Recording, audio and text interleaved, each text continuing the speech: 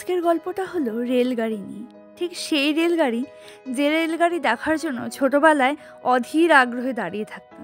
সেই রেলগাড়ির গল্প আজকে তোমাদের সঙ্গে শেয়ার করছি। আমি জানি এতক্ষণে তোমাদের মনের মধ্যে একটা প্রশ্ন জেগে উঠেছে, সেটা হলো কোথায় গিয়েছিলাম।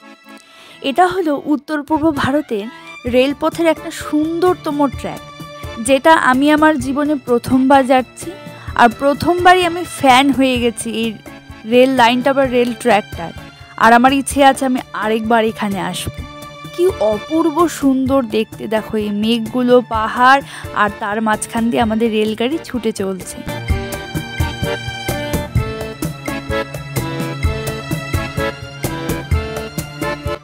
এখানে আমার সব থেকে ভালো কি লেগেছে জানো?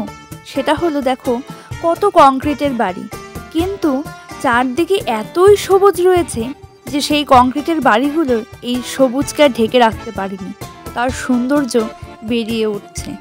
কি অপূর্ব, কি অপূর্ব।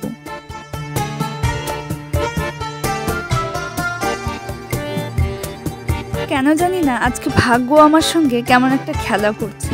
দেখো যত সময় এগিয়ে যাচ্ছিল আমাদের রেলগাড়িটা তার স্পিড ততই বাড়িয়ে চলছিল, আর আমি শুধু বলছিলাম ঠাকুর স্পিডটা কোনোভাবে কমিয়ে দাও, এই অপরূপ সৌন্দর্য আমি আরও চোখ ভরে মন ভরে দেখতে চাই।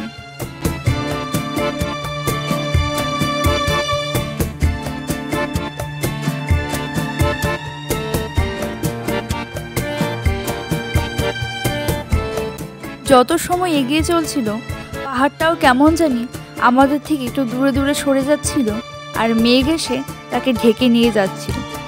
এই দুঃখ নিয়ে নেই আমাদের রেলগাড়ি ছুটে চলল তার ট্র্যাকের মধ্যে দিয়ে।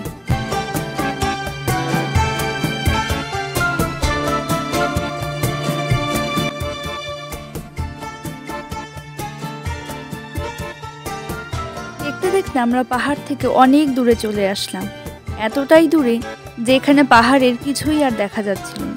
আর এখানে ছোট গল্পের মতো আমার গল্পটাও শেষ হয়ে গেল।